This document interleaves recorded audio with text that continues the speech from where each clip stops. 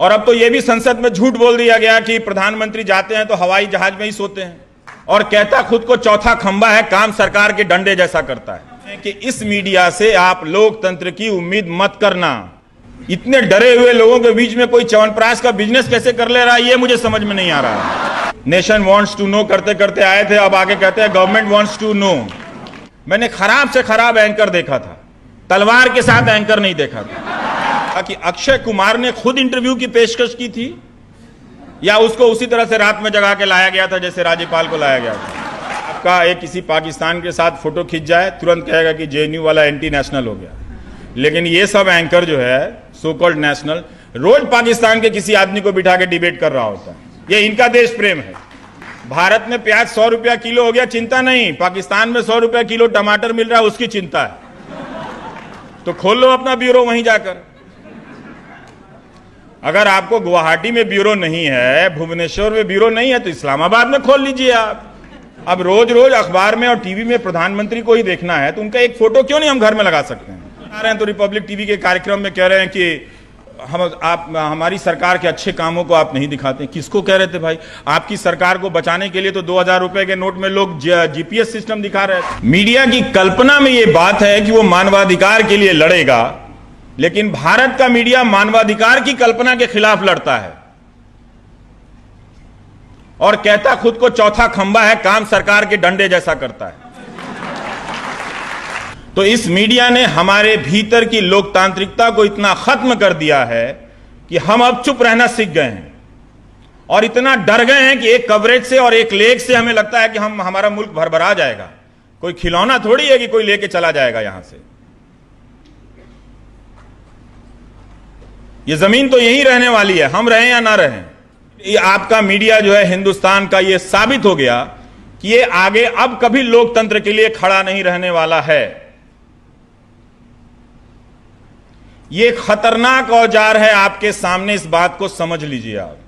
इसीलिए आप देखे होंगे जब 2014 का एग्जिट पोल आ रहा था तो अर्नब गोस्वामी और देशमुख जी दोनों दौड़े दौड़े आ रहे थे उसको लेकर। मैंने लगा इस सेट पे क्यों दौड़े आ रहे हैं, ऐसा लग रहा है एग्जाम का क्वेश्चन लेके भागे जा रहे हैं। तो वो हरकतें कर रहा है, अजीब अजीब हरकतें कर रहा है, क्योंकि उसने अपना विवेक खो दिया है। जब आप विवेक खो देते हैं तो आप हरकतें करते हैं, बातें नहीं आपके पास करने के लिए। इतनी उग्रता किस बात के लिए भाई? किस बात के लिए तुम देश में इतनी उग्रता, इतना आक्रोश भर रहे हो? इतना ठंडा प्यारा अच्छा सा देश है ये। इससे खूबसूरत कोई और मुल्क नहीं है, लेकिन अभी ये विश्व गुरु नहीं है। और अब तो यह भी संसद में झूठ बोल दिया गया कि प्रधानमंत्री जाते हैं तो हवाई जहाज में ही सोते हैं। अगर मीडिया होता तो वो पूछता कि भाई अमेरिका में के तो होटलों के नाम हैं, फ्रांस में भी हैं, अमेरिका में 3-3 बार होटल में ठहरे, कौन से देश में ऐसी नौबत आ गई? मतलब ठीक है, हम खराब ऑडिटोरियम बर्दाश्त कर लेंगे, लेकिन हमारे प्रधानमंत्री एयरपोर्ट पे सोए, ये हम बर्दाश्त नहीं कर सकते।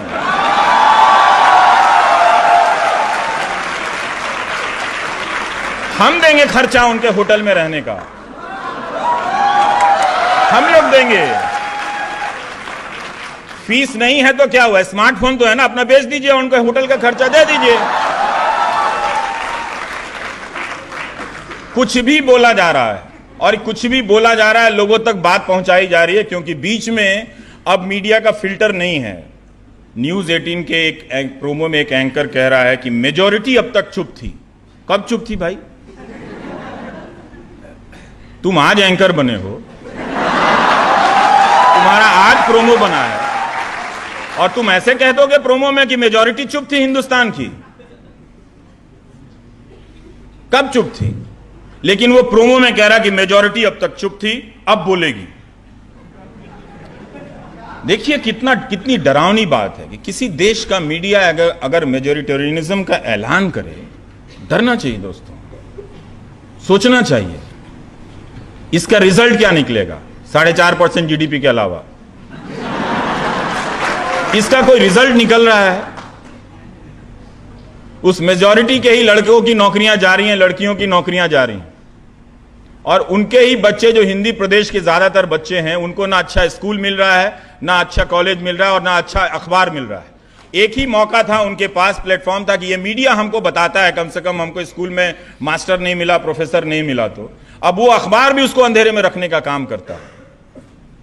तो जब मीडिया और सत्ता हर तरह की कट्टरता के गोद में बैठ जाए, तब लोकतंत्र अपने भरोसे का ठिकाना बदल लेता है।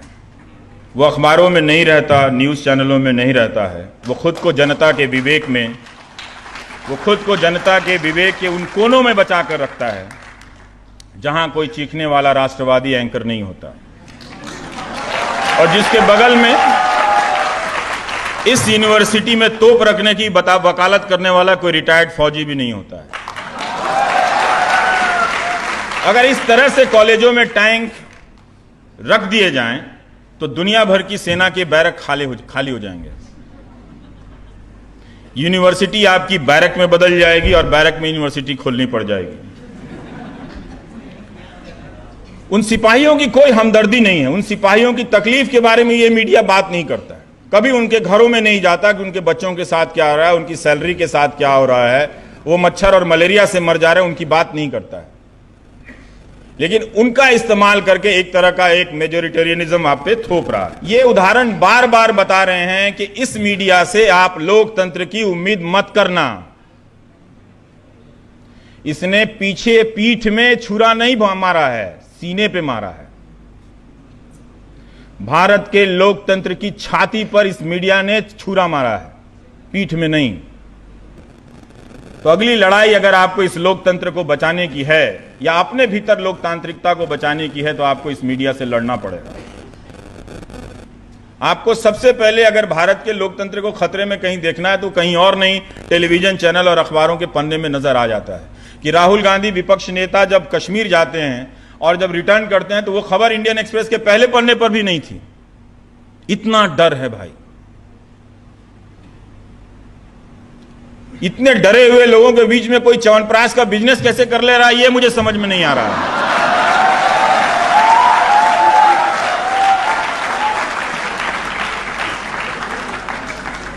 एंकरों की भाषा, आप उस भाषा को कभी एनालिसिस कीजिए।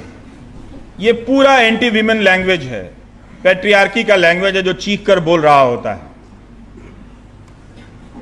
नेशन वांट्स टू नो करते करते आए थे, अब आगे कहते हैं गवर्नमेंट वांट्स टू नो। भाई कमाल है। तो वो भाषा को देखिए और उसके व्यवहार को देखिए तो आपको समझ में आ जाएगा कि ये सारे डेमोक्रेटिक नॉर्म, इसलिए कहता हूं भारत का जो लोकतंत्र है वो अर्जित लोकतंत्र है। हम सब ने इसको कई मोर्चे पर अर्जित किया है। दलितों ने अपने लिए एक अलग मोर्चे पर इसे अर्जित किया, अल्पसंख्यकों ने अर्जित किया, सबने अपनी अपनी लड़ाइयां लड़कर इस लोकतंत्र में कुछ ना कुछ अर्जित किया है। और उस सारे अर्जित लोकतंत्र को खत्म करने के लिए ये इनकी भाषा बदली है।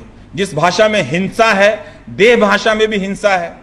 मैंने खराब से खराब एंकर देखा था, तलवार के साथ एंकर नहीं देखा था। तलवार लेकर रिपोर्टर और एंकर फोटो खिंचा रहे हैं इस भारत में। और जो सूचना प्रसारण मंत्री हैं उनको नजर नहीं आया, उनको लाइसेंस की बात नजर नहीं आई। ये जो ब्रॉडकास्टिंग एसोसिएशन का एनबीएस है उसको इसमें गलत नजर नहीं आया कि एक न्यूज चैनल का एडिटर जो है वो तलवार लेकर डिस्प्ले कर रहा है। तो ये चुप्पी क्या कह रही है? या तो वो दौर आ गया जिसका नाम नहीं लेना चाहता हूं, या उसके लाने की तैयारी हो रही है, आधी मील वो क्रॉस कर चुके हैं। तो इसलिए आप देखिए कि किस तरह से ये एंकर लोग हरकत कर रहे हैं। घुड़सवार बन के आ जाएंगे जेएनयू के बाहर, कहेंगे आ गए हैं हम तलवार लेकर, और पगड़ी पहन लेंगे, कहेंगे कि हम छठी सदी को जेएनयू के हमला करके जिंदा करने वाले हैं। ऐसे ही वो हिस्ट्री को रिक्रिएट करते रहते हैं। तो जुबान सांप्रदायिक और पितृसत्तात्मक हो गई है, पेट्रियार्की हो गई है। एक क्राइसिस तो होता है, जैसे आप लोग यहां जमा हैं तो उनके लिए भी बहुत सारे लोग जमा होते हैं। लोग चाहिए ना दिखाने के लिए, टीआरपी चाहिए, ये सब चाहिए। तो उनके लिए भी आईटी सेल एक सपोर्ट सिस्टम प्रोवाइड करता है, एक तरह का एक दर्शक सिस्टम प्रोवाइड करता है जो समर्थकों को कहता है कि आप यही देखिए, ये मत देखिए। तो उनको भी एक सोशल इकोसिस्टम प्रोवाइड कराया गया उन एंकरों का कि तुम बाहुबली हो लेकिन डरने की बात नहीं है, हमारे देश में बाहुबलियों को इज्जत मिलती है। अक्षय कुमार ने खुद इंटरव्यू की पेशकश की थी या उसको उसी तरह से रात में जगा के लाया गया था जैसे राज्यपाल को लाया गया था?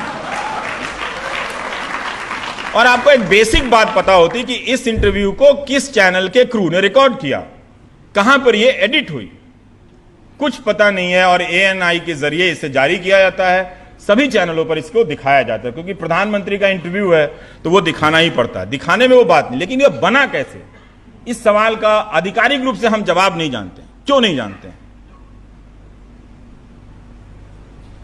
एक तो वो इंटरव्यू ही इंसल्ट था भारत की जनता पर चुनाव के बीच में। हल्के फुल्के नेताओं के इंटरव्यू होते रहते हैं, होते भी रहना चाहिए, तभी उसी में पता चलता है बहुत सारी चीजें।